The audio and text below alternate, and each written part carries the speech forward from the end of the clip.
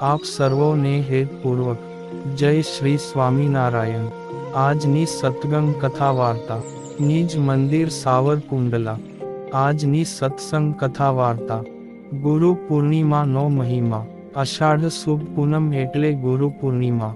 વ્યાસ પૂર્ણિમા એક ભારતીય અને નેપાળી આધ્યાત્મિક અને શૈક્ષણિક શિક્ષકો માટે સમર્પિત તહેવાર છે। આ તહેવાર પરંપરાગત રીતે હિન્દુ, જૈન અને બૌદ્ધ દ્વારા ઉજવવામાં આવે છે। શિક્ષકો પ્રત્યે કૃતજ્ઞતા વ્યક્ત કરવા માટેનો શુભ તહેવાર છે। ગુરુ પૂર્ણિમા એટલે ગુરુ અને શિષ્યના પવિત્ર સંબંધોને ગાઢ બનાવતું પર્વ। સદ્ગુરુ શિષ્યના જીવનને દિશા આપે છે।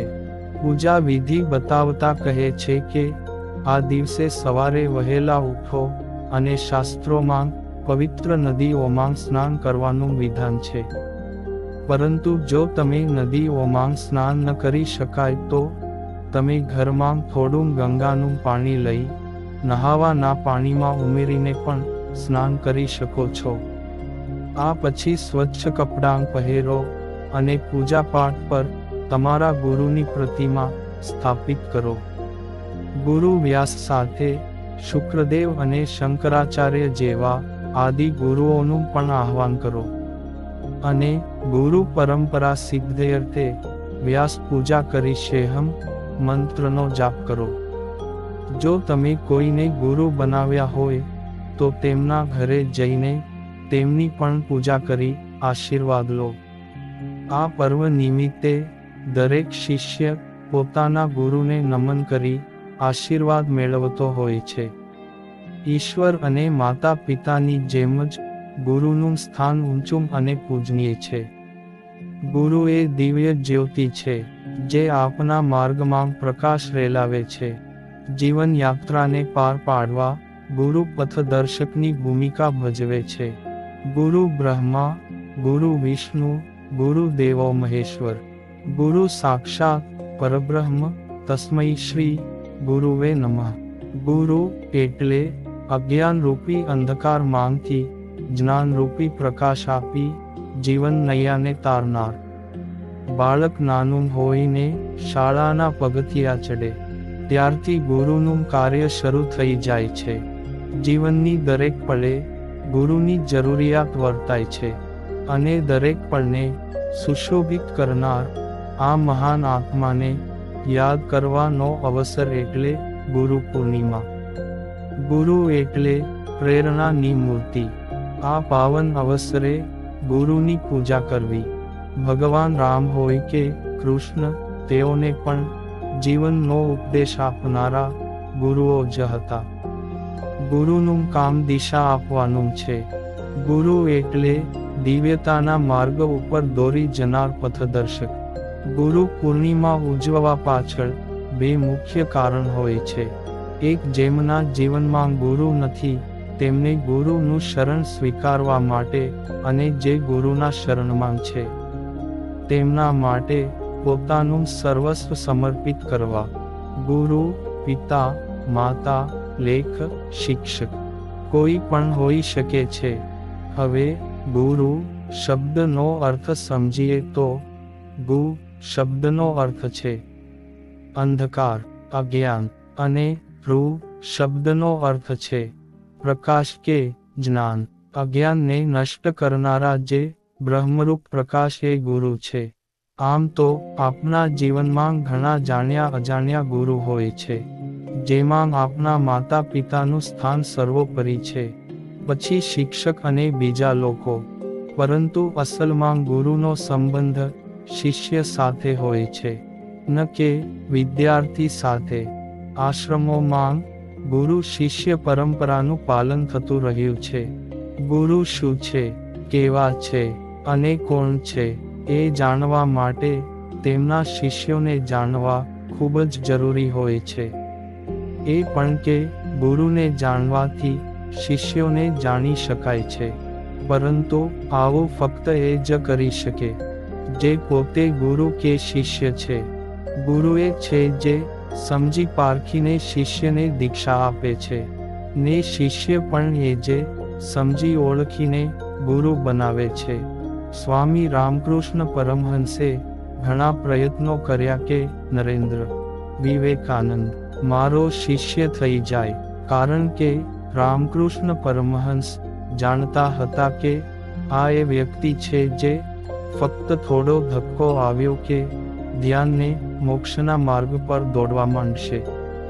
પરંતુ સ્વામી વિવેકાનંદ બુદ્ધિવાદી વ્યક્તિ હતા અને પોતાના વિચારોના પાક્કા હતા. તેમને રામકૃષ્ણ પરમહંસ એક એવા વ્યક્તિ જોવા મળ્યા હતા જે કોરી કલ્પના માંગ જીવનારાને મૂર્તિ પૂજકથી વધુ કંઈ નહીં.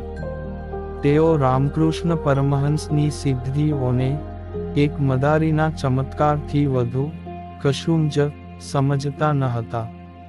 છતાં પણ તેઓ પરમહંસના ચરણોમાં નમી પડ્યા, કારણ કે છેવટે તેઓ જાણી ગયા હતા કે આ વ્યક્તિમાં કોઈ એવી વાત છે જે બહારથી જોવામાં નજર નથી આવતી. ટૂંકમાં એ જાણવું જરૂરી છે કે આપણે કોને ગુરુ બનાવીએ છીએ. કોઈના વિચારોથી, ચમત્કારો કે તેની આસપાસ ભક્તોની ભીડથી પ્રભાવિત થઈને તેને ગુરુ તો નથી બનાવી રહ્યા ને? જો આવું હોય તો આપ યોગ્ય માર્ગ પર નથી. ગુરુ અને શિષ્યની પરંપરાના આવા અનેક ઉદાહરણ છે જેના વિશે જાણીને કહી શકીએ કે ગુરુને શિષ્ય તેમજ શિષ્યને ગુરુ બનાવવામાં કેટલી મુશ્કેલીનો સામનો કરવો પડ્યો. ગુરુ શિષ્યના સંબંધને નાત, જાત, ધર્મ, દેશના વાડા નથી નડતા. ગુરુ પ્રત્યે ઋણ અદા કરવાનો અવસર એટલે ગુરુ પૂર્ણિમા. આપણી સંસ્કૃતિમાં ગુરુનું મહત્વ અદ્વિતીય છે. શિષ્યને સજાગ કરી, સંશયોને દૂર કરી તેનું ઘડતરનું કામ કરે તે ગુરુ. ગુરુ એટલે જરૂરી નથી કે શિક્ષણ આપે તે જ ગુરુ. વાસ્તવમાં કોઈ પણ કળા, કારીગરી, સંગીત, ખેલ જેવા દરેક ક્ષેત્રમાં પારંગત થતો વ્યક્તિ કોઈ એક વ્યક્તિના માર્ગદર્શન હેઠળ શીખે તે તેના ગુરુ કહેવાય છે. કચ્છમાં પણ વિવિધ કળામાં નિપુણ લોકો વસે છે. ગામડા ગામમાં એવા કલાકારો છે કે જે ટોચના સ્થાને પહોંચ્યા છે અથવા તેમના શિષ્યોએ વિશ્વમાં ઓળખ ઊભી કરી છે. આજે ગુરુ પૂર્ણિમાના દિવસે આવા જ થોડા વ્યક્તિઓને યાદ કરીએ કે જેઓ તેમના ગુરુને યાદ કરી પોતાના શિષ્યોને શિક્ષણ આપે છે. ભારતીય સંસ્કૃતિને આધ્યાત્મિક પરંપરામાં ગુરુદેવનું મહાત્મ્ય સર્વોચ્ચ સ્થાન પર છે. તેથી ધાર્મિક પરંપરામાં ગુરુદેવનું સ્થાન સર્વોત્કૃષ્ટ છે. આથી જ ગુરુ પૂર્ણિમાનું મહાપર્વ ભાવ વિભોર વાતાવરણમાં રસબસ બની ઉજવવામાં આવે છે. ગુરુની પૂજા, ચરણ સ્પર્શ અને યથાશક્તિ ભેટ એ ગુરુ પૂર્ણિમાનો મહાભાવ છે. આ પ્રસંગ એવો છે કે તે ઉજવીને ગુરુ પ્રત્યેનું આપનું ઋણ અદા કરવાનું છે. આ તો પવિત્ર પર્વ છે, કારણ કે ગુરુ હંમેશા શિષ્યના કલ્યાણ માટે વિચારતા હોય છે અને શિષ્ય એમની કૃપા થકી જીવનને ધન્ય ધન્ય બનાવી શકે છે. પ્રભુ તો પ્રત્યક્ષ દેખાતા નથી, એટલે તો મનુષ્યના આત્મકલ્યાણ માટે કોઈ માધ્યમ તો જોઈએ નહીં. એટલે ગુરુ પ્રત્યક્ષ દેવ છે. ભગવાન એ જ ગુરુરૂપી માંગ છે. શિષ્યનું અંતિમ ધ્યેય પ્રભુ પ્રાપ્તિ છે, જે ગુરુ કૃપાથી સાપેક્ષ થાય છે. શિષ્ય જો શ્રદ્ધા રાખે અને અચળ વિશ્વાસથી ગુરુ શરણમાં જાય તો શિષ્યના ઉત્કર્ષ માટેની સર્વશક્તિ પરમાત્મા ગુરુને પ્રદાન કરે છે અને ગુરુ શિષ્યનું કાર્ય કરવા શક્તિમાન બને છે. ગુરુ શરણાગત જીવને સાધન બતાવે છે, જીવનના લક્ષ્યની યાદ આપે છે, જ્ઞાન આપે છે. તેમની કૃપાથી સુખ સંપત્તિ તો મળે જ છે, પરંતુ ભક્તિ અને પ્રભુ કૃપા પણ મળે છે. એટલે તો સાધક માટે સર્વપ્રથમ ગુરુ શરણાગતિ આવશ્યક છે. આમ ભૌતિક અને આધ્યાત્મિક ક્ષેત્રોમાં ગુરુની આવશ્યકતા અનિવાર્ય માનેલ છે. વળી તે દિવસે મુનીશ્વર વેદ વ્યાસની જન્મ જયંતિ પણ છે. સદ્ગુરુમાં અનન્ય નિષ્ઠા સિવાય ઉપાસના પૂજા અધૂરાંગ રહે છે. તેમને આપેલા ગુરુ મંત્રમાં મનની અસ્થિરતા દૂર કરવાની શક્તિ હોય છે.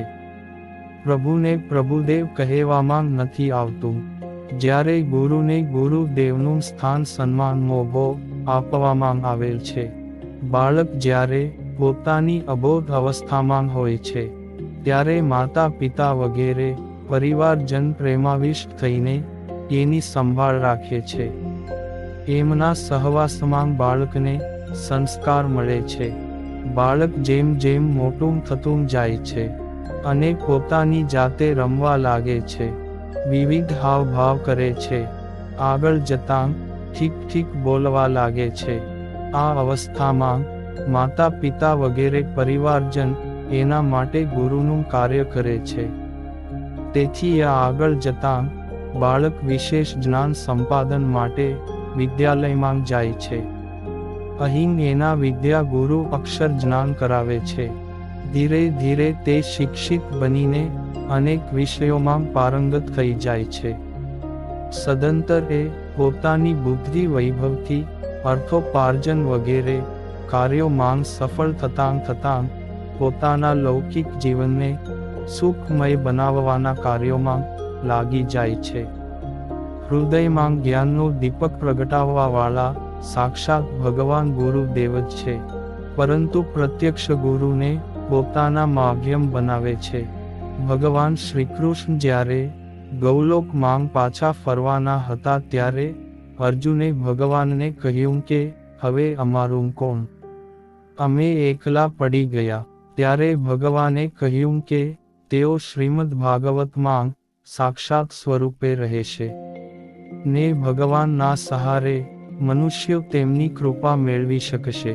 આમ ભાગવતમાં તેમની સ્પષ્ટ આજ્ઞા છે કે આચાર્ય ગુરુને મારું જ સ્વરૂપ સમજવું અને કદાપી પણ એમનો તિરસ્કાર ન કરવો. એમને સામાન્ય મનુષ્ય સમજીને દોષ દ્રષ્ટિથી ન જોવા, કારણ કે ગુરુદેવ સર્વદેવમય હોય છે.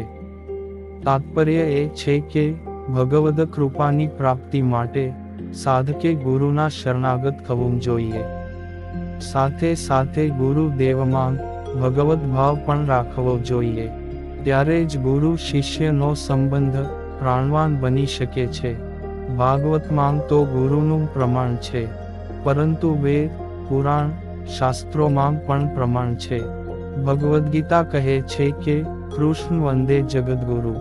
કૃષ્ણ તો આખા જગતના છે, જેઓ ગુરુ રૂપી માધ્યમો દ્વારા શિષ્યોનું કલ્યાણ કરે છે. ભગવાન કૃષ્ણને સાંદીપની, શ્રી રામને વશિષ્ઠ ગુરુ સ્થાને છે, અને મોટા મોટા મહાત્માઓ, સંતો અને ભક્તોને પણ ગુરુ હોય છે. શિષ્યને જો પોતાના સ્વરૂપના કર્તવ્યનો બોધ મળી જાય તો ગુરુનું દિવ્ય સ્વરૂપ એના હૃદયમાં પ્રગટ થઈ જાય છે. વળી સદ્ગુરુ દેવકી જય બોલાય છે. સદ એટલે સાચું, અને સાચું તે જ સત્ય, અને સત્ય એટલે પ્રભુ પોતે. આમ ગુરુને ગોવિંદ સમાન ગણવામાં આવેલ છે. કેટલાક ના મતે તો ગુરુને ગોવિંદથી ઉપર ગણેલ છે. રામ કરતાં રામના નામમાં વધારે શક્તિ છે, તેમ ગોવિંદ કરતાં તેમના સ્વરૂપે બિરાજતા ગુરુમાં ગોવિંદે વધુ શક્તિ પ્રદાન કરેલ છે. જેમ ભક્ત અને ભગવાનનો સંબંધ નિષ્ઠા અને અનન્યતા પર નિર્ભર છે, તેમ ગુરુ અને શિષ્યના સંબંધનું પણ છે. નિષ્ઠા અને અનન્યતા શું કરી શકે છે તેનો સુંદર દાખલો જોઈએ તો શ્રી કૃષ્ણની બાંસુરીના અવતાર શ્રી હરિવંશ મહાપ્રભુજીની પ્રશંસા સાંભળીને શ્રી દામોદર દાસ સેવકજી મહારાજે તેમને જોયા નહોતા, મળ્યા નહોતા, દર્શન કર્યા નહોતા, છતાં અનન્ય નિષ્ઠાથી મનોમન મહાપ્રભુજીને સેવકજીએ ગુરુ તરીકે સ્વીકારી લીધા. થોડા સમય પછી જ્યારે શ્રી સેવકજી મહાપ્રભુજીને વૃંદાવનમાં તેમને મળવા ગયા ત્યારે મહાપ્રભુજી શ્રી રાધા રાણીની સેવામાં નિકુંજમાં પધારી ગયા હતા.